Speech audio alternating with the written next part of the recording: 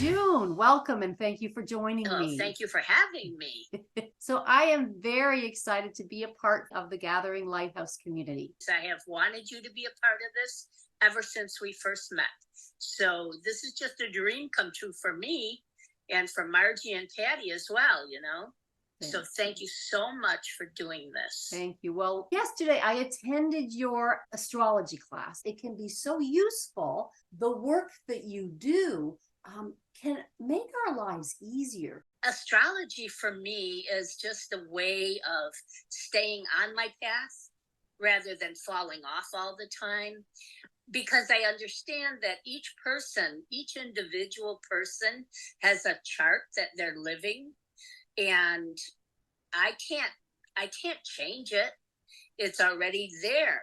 I can't stop it. And so I need to understand it more. Then my emotional life becomes much more complacent when those things occur, and I don't have to take it personally because I understand that these things that are occurring in someone else's life, it's their path. It has nothing to do with me. And to know why they're doing it, to know how they're doing it, helps me just to go back within myself and live my path rather than be so concerned about theirs. And it takes time and effort to do that, to go into their path and wonder what they're all, why are they doing this? Why are they? I don't need to do that. I understand that everything has a time, everything has a place. And one of the nice things about it is that we're constantly in movement. So what is happening today in a month from now may not even be relevant in someone's life. So why am I going to concern myself with all of that all the time? You know, people in life have mountains to climb. They have problems to solve. They have emotional issues to deal with. And knowing that it's going to last till this length of time helps me, because I'll know that eventually they'll get through it and they'll move on and be okay. And so, like with your sister not having the same emotional reaction to something that you might, makes it, understanding that makes your life easier.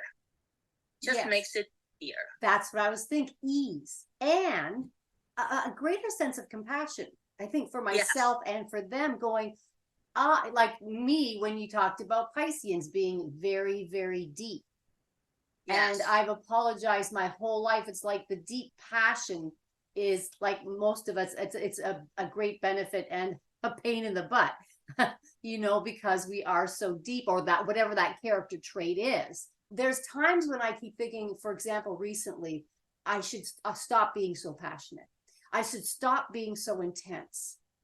And then I'm thinking, as I took the class with you yesterday, it's who I am. It's part of my makeup. I can't try and shut down who I am.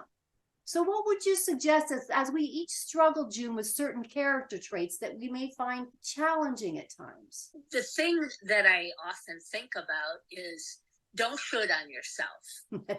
Don't put on yourself, because people are going to do that for you all the time. They're going to should on you.